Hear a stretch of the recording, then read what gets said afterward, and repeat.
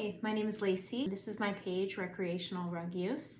I am on the newer side to the tufting world, but absolutely loving it. I'm going to be making a video today about some tools that you might need to start out as a beginner tufter. One of the first purchases you're going to need to make, and one of the most important, is a tufting gun. This one here is the cut pile tufting gun.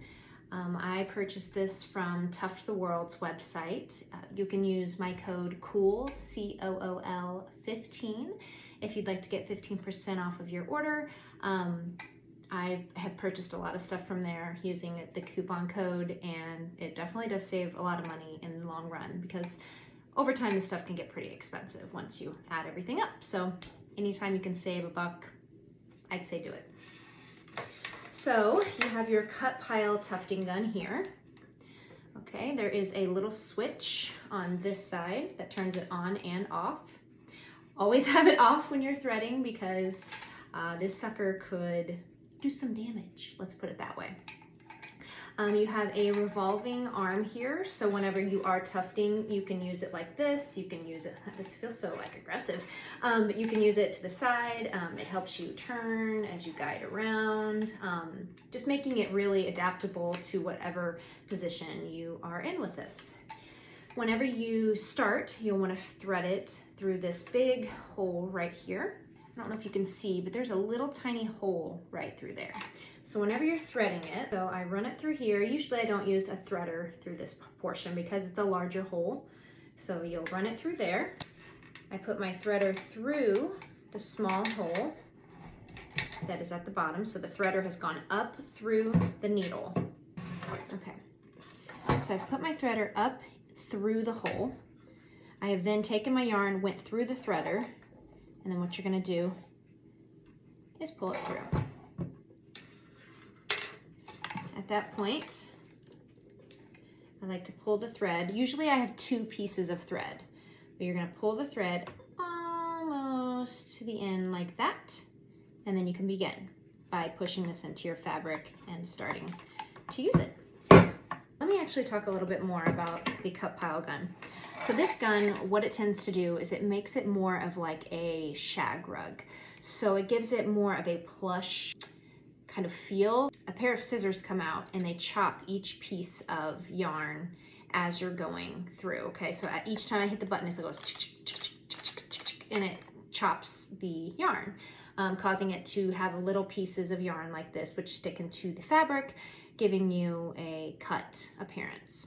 I always like to baby these things as much as possible because they are kind of pricey. This one was $2.75 before I used the coupon code. I got this little $1.99 Wet n Wild makeup brush. It's a fan brush. I got this at Target, I think. And I typically, whenever I'm done at the end of the night, every single time, I like to dust over and get all the little fragments of yarn because they're everywhere. And you know, just to take care of your machine a little bit better, it's good to really get in there with a brush. Then I have the loop pile, which looks very similar except for it doesn't have the same type of gear here. There's like a rubber band type of thing. The threading is similar, but at the same time a little different too. So you'll run it through this hole the same way you did the first one that I showed you. But instead of just going up with the threader through a small hole, now there's like a barrel right here, okay? So what you're gonna do is you're going to take this threader and you're gonna run it into the barrel. See it? See it right there coming through the barrel? And then that's when you grab your yarn, put it through this little hole, and then pull it back through. So then you'll have the piece of yarn hanging out. The difference with this one, this is a continuous feed of yarn. It never cuts it unless you cut it yourself. So a lot of times whenever I'm using this one, I'll take my shears and I'll just tie it around this and wear it around my neck because you're constantly having to snip the yarn as you do your lines. Unless you do like continuous lines, almost like a wave where you're like up, turn it, go down, turn it, go up, turn it. You know, so then you wouldn't have to cut it as much. The on-off switch is in the same exact spot. There's a little speed dial at the bottom to, you know, adjust your speed. So we've talked about the two styles of guns. Something else that I use every time I tuft are these duckbill shears.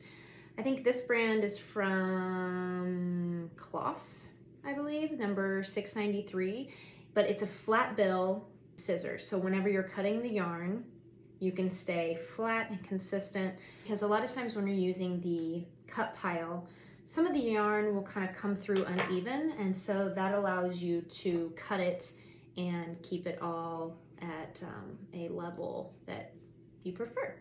This little guy is my little bitty baby. I love it. But this is from Fiskars, I believe is how you say it, but it's a 4-inch embroidery shear. This helps get in whenever I want to do carving, or if I just want to have something a little bit lighter on my hands whenever I'm cutting off some of the strings that might go wonky. I got these at Joann's, and I got the duckbill ones from Amazon. Something else that I also got from Amazon are these anti-magnetic number 10 tweezers. If you can see, they're extremely sharp. These are perfect for if you have a hair that is trying to kind of hitch a ride out of here. You can go in and with the fine point on it, you can go in and just kind of snag it and pull it out of there. Give it a little spanking. So another item that I love is this winder, which I believe I got this from Amazon as well. What you do is it has a little kind of mouth on here, and so you will attach it onto your table. Gosh, the glare is so bad, please forgive me. But you'll attach it onto your table, use this little nut on the bottom to twist it all the way up to where it's really tight, and then you will feed, let me just give you an example here, is there's a little silver thing here. You're gonna feed the yarn through, okay? And you can move it to whatever side, you know, you're working with. Let me move these guns out of the way.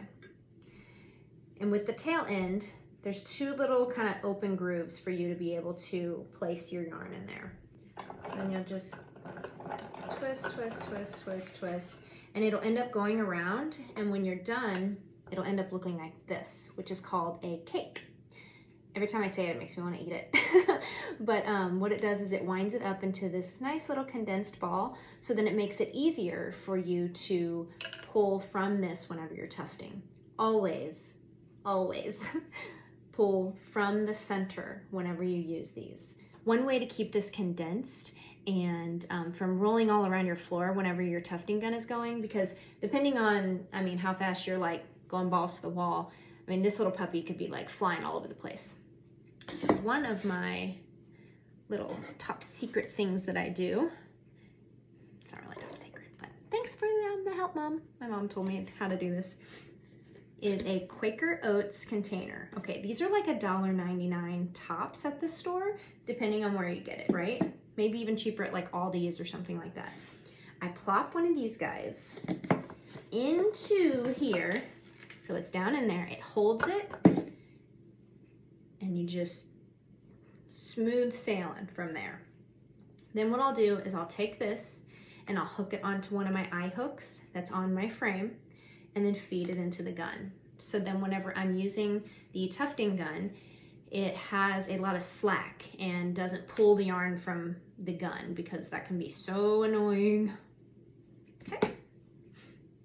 So I plan on doing a video soon about my tufting frame and how I built it, because I did build my own, what fabric I use now, and also what fabric I will be using starting next week. And well, I've definitely used one, and I will be using 2 different styles at the end of next week. I really appreciate you checking out my video today, and if you have any other tufting questions, I would love to help.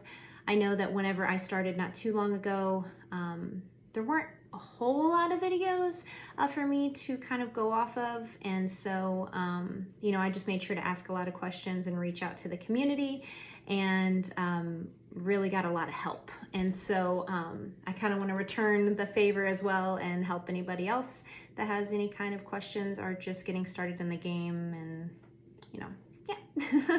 So thank you for watching, and I will hopefully see you soon.